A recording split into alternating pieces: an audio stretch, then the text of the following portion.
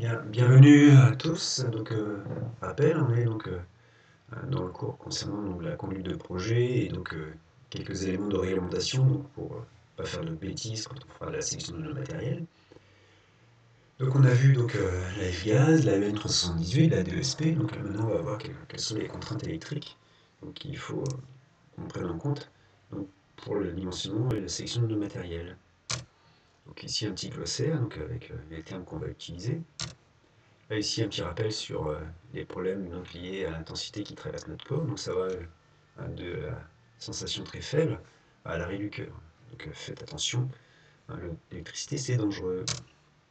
Les moyens à mettre en œuvre pour protéger les personnes contre les contacts directs, c'est l'utilisation de la très basse tension, l'isolation des parties actives et puis l'utilisation de matériels qui sont IP quelque chose. Alors, qu'est-ce que ça veut dire IP? C'est indice de protection. Donc, là, ici, on regarde. Il y a protection contre les corps solides et contre les corps liquides. Et donc il y a ici première lettre, suivant le chiffre que vous avez, vous avez une protection, et puis deuxième lettre, suivant le chiffre que vous avez une protection contre les corps liquides. Ici, quand on dit IP2 quelque chose, ça veut dire que quelqu'un qui... Si le matériel dans mon armoire électrique est IP2 quelque chose, si un technicien pose sa main par accident donc, sur du matériel dans l'armoire électrique, en aucun cas il touche donc, des parties actives. Et puis, si vous sélectionnez donc, un coffret électrique pour aller dans une salle des machines dans laquelle vous voulez faire donc, du lavage, il faudra faire attention à ne pas prendre n'importe quel IP. Ça démarrera à partir de 4. Voilà. Donc ici, la protection contre les contacts indirects, donc je vous laisse lire ça. Les liaisons à la Terre, donc je vous rappelle, il existe des régimes TT, TN et IT. Alors, ici, la première lettre du TT, c'est la position donc, du point neutre par rapport à la Terre. Pardon, c'est la position du point neutre. Et puis, deuxième lettre, c'est la position des masses métalliques. Donc, voilà, donc, on regarde plus exactement les trois schémas. Ici, il y en a 4, mais en fait, ici, on retrouve le régime TT, IT, et puis le régime TN, avec ici le conducteur de terre et le conducteur de neutre de votre récepteur qui sont séparés, et puis il y a ici le conducteur de terre et neutre qui sont confondus. On l'appelle le PEN.